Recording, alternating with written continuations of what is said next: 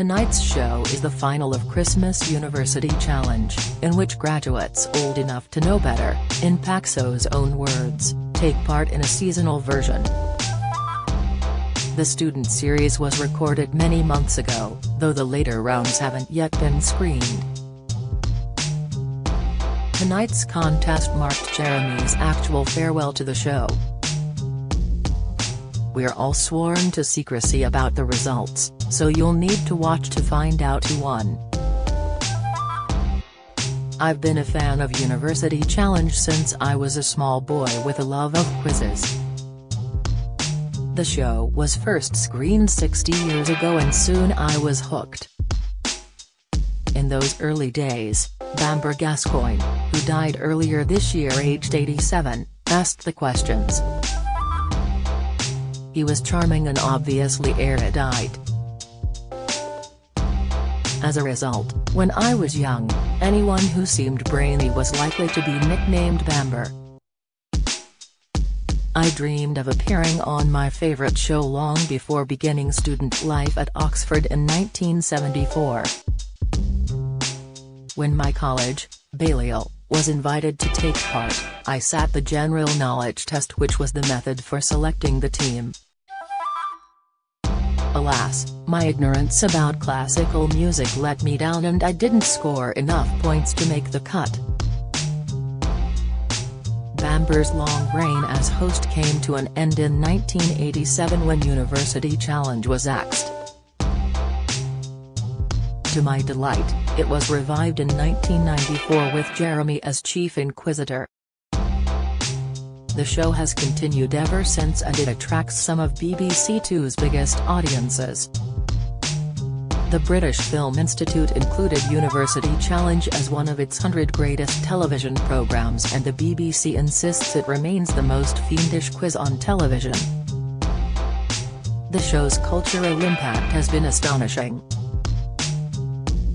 It has inspired spoofs, from Not the 9 O'Clock News and The Young Ones, as well as David Nicholls' best-selling novel Starter for 10.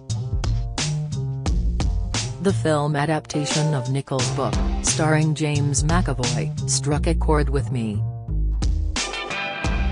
Like me, McAvoy's character came from a state school background. He was even more obsessed with University Challenge than I am.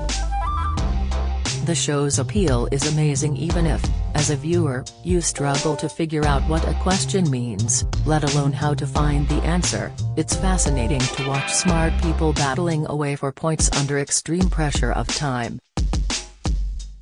Continuity is part of University Challenge's strength. The theme music is iconic and so is the old-fashioned split-screen technique for showing the two teams, fingers on buzzers, desperate to be first to a starter question. Above all, the presenters are crucial. Jeremy's style is very different from Bamber's. He's spent a lifetime interrogating slippery politicians and is famous for standing no nonsense. It's easy to believe that he could answer every question himself. I've often wondered how nervous students cope when such a renowned and intimidating figure is firing questions at them. They must dread his withering put-downs. Even the brilliant Eric Monk, man of Wolfson College, Cambridge, who became a cult hero thanks to his intense manner and astonishing knowledge, felt the sharp end of Jeremy's tongue in the 2017 final. He was told, when he buzzed in too soon, his answer was completely useless. Wolfson lost to Balliol. As for myself, after leaving Balliol I qualified as a solicitor, but soon figured that, if I couldn't get onto University Challenge, I should pursue my first love. Since I was a child, I've devoured detective fiction and I always longed to be a crime novelist. I studied law because my parents wanted me to get a proper job, and I've enjoyed it. But I loved writing and becoming an author was my main ambition. I finally managed to publish my first novel in 1991. Since then there have been 20 more, most recently Blackstone Fell. I also write non-fiction, and my history of mystery, The Life of Crime, has just been chosen as one of the New York Times Books of the Year. I've been lucky enough to be asked to talk about crime writing in places as far removed as Shanghai, Reykjavik, Honolulu, Dubai, and even aboard the Queen Mary. In many ways I've lived my dream. So I could scarcely complain that I'd missed out on taking part in my favorite quiz show. But over the years I've remained a devotee, watching each week and admiring the brilliance of so many of the student participants. It's one thing to shout out the answers when you're sitting at home, but very different when you're in front of the cameras. Despite myself, I often wondered what the experience was like. Imagine the thrill when I received an email from the series producer asking if I would like to take part in Christmas University Challenge 2022. I was asked because, in addition to my crime writing, I've been president of the Detection Club for the past 7 years. Founded in 1930, this is the world's oldest social network for crime writers. Membership is restricted to about 60 leading authors, including luminaries like Ian Rankin and Anne Cleeves. There have only been 8 presidents, and my predecessors include such great names as G.K. Chesterton, Dorothy L. Sayers, and Agatha Christie. It took barely a nanosecond for me to agree to take part in University Challenge. The invitation was all the more special because I knew that this would be Jeremy's swan song, having been diagnosed with Parkinson's disease, quite incredibly, by a doctor who had noticed subtle symptoms while watching him host the show. I was flattered to be asked to captain the Balliol team and, again, didn't hesitate before saying yes. Why worry about embarrassing yourself by displaying your ignorance on national telly when you get an opportunity you were sure had gone for good? I didn't know any of my teammates before we met. This was shortly before our first heat, against SOAS University of London. Not for us the preparation and training that some student teams undertake. Luckily, my Balliol colleagues, Elizabeth Kiss, Andrew Coxon and Martin O'Neill, proved good companions. However, we couldn't claim to have a perfect blend of expert know-how. Not one of us had any scientific training. Elizabeth and Martin are distinguished philosophers. Andrew studied history and is a prominent humanist.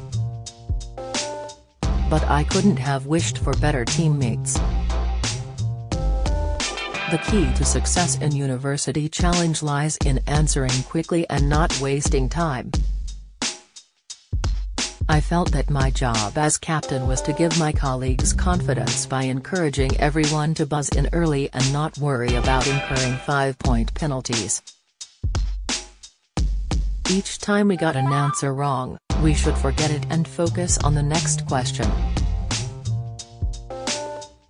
We aimed to answer the bonus questions fast, so as not to test Jeremy's patience. The backroom team was kind towards all the contestants. Occasionally it's suggested that the questions asked in Christmas University Challenge may be slightly easier than those that are usually fired. It was made clear that there was no danger of that in Jeremy's final series. He's already said the questions for this year's Teams of Old Codgers were as tricky as the ones we put to the students. I've rarely been as nervous as in the build-up to the 3 shows. When you hear the theme, known as College Boy, play and realize that you're sitting in front of Jeremy and the cameras are recording, it's impossible not to feel daunted. I was so worried about pressing my buzzer prematurely that once or twice I didn't press it hard enough. These things happen in the heat of the moment. Time whizzes by as questions come and go. Each half-hour show seems to be over in a flash. Did the experience live up to my expectations over the years? You bet. Given that I've admired Jeremy for many years, it was a great thrill to meet him. He couldn't have been more courteous, patiently waiting for us to take photos. After the final, champagne flowed. Jeremy kindly invited the winners and runners-up to join him at a farewell party thrown for him by the production team. He was kind enough to say writing my crime novels was a very good use of a law degree. A memorable and poignant occasion. I'm sure his successor, the BBC's Amol Rajan, only the third host, will do a great job. He certainly has a tough act to follow.